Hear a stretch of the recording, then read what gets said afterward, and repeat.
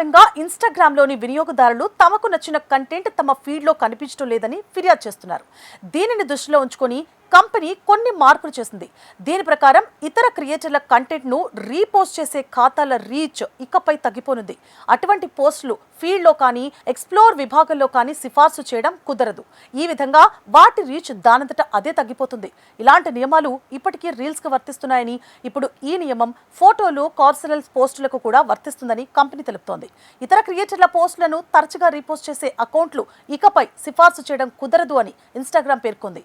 దీని అర్థం తరచుగా రీపోస్ట్ చేసే అకౌంట్ల పోస్టులు వారి ఫాలోవర్లకు చేరవచ్చు, కానీ అవి డిస్కవరీ ఫీచర్ ద్వారా కొత్త ప్రేక్షకులకు కనిపించవు.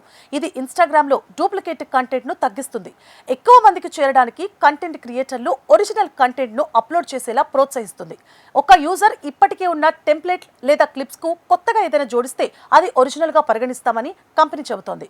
ఒక క్రియేటర్ పాత మరొక క్రియేటర్ పోస్టుకు వాటర్ మార్క్ జోడించి వీడియో వేగాన్ని మార్చి ఇతర కంటెంట్ స్క్రీన్ షాట్లను షేర్ చేస్తే ఆ కంటెంట్ ఒరిజినల్ గా పరిగణించబడదు. అటువంటి పోస్టులు కొత్త ప్రేక్షకులకు చూపించడం కూడా కుదరదు. ప్రజలు ఫాలో అయ్యే ఖాతాల నుండి వచ్చే పోస్టులు వారి ఫీడ్లలో కనిపిస్తూనే ఉంటాయని, అయితే ఇతరుల కంటెంట్లు కేవలం రీపోస్ట్ చేసే క్రియేటర్ల రీచ్ తగ్గుతుందని ఇన్‌స్టాగ్రామ్ తెలిపింది. కంటెంట్ నాణ్యతను మెరుగుపరచడానికి, అలాగే ఒరిజినల్ క్రియేటర్లకు ఎక్కువ రీచ్, ఎంగేజ్మెంట్ ఇవ్వడానికి ఈ మార్పు చేస్తున్నట్లుగా ఆ సంస్థ పేర్కొంది. ఇటీవల ఫేస్బుక్, ఇన్‌స్టాగ్రామ్‌తో సహా తమ ప్లాట్‌ఫామ్లు సుమారు 20 మిలియన్ల రోజువారీ క్రియాశీల వినియోగదారులను కోల్పోయామని మెటా పేర్కొంది. వినియోగదారులు తమ ఫీడ్లలో చూసే కంటెంట్తో అసంతృప్తిగా ఉన్నారని పలు నివేదికలు సూచిస్తున్నాయి. ఆ కంటెంట్ నాణ్యమైనది కానీ తమకు సంబంధితమైనది కానీ లేదని వారు ఫిర్యాదు చేస్తున్నారు. అంతేకాకుండా వారు అనుసరించే క్రియేటర్ల నుండి కంటెంట్ వారికి చూపించడం లేదని కూడా ఆరోపిస్తున్నారు.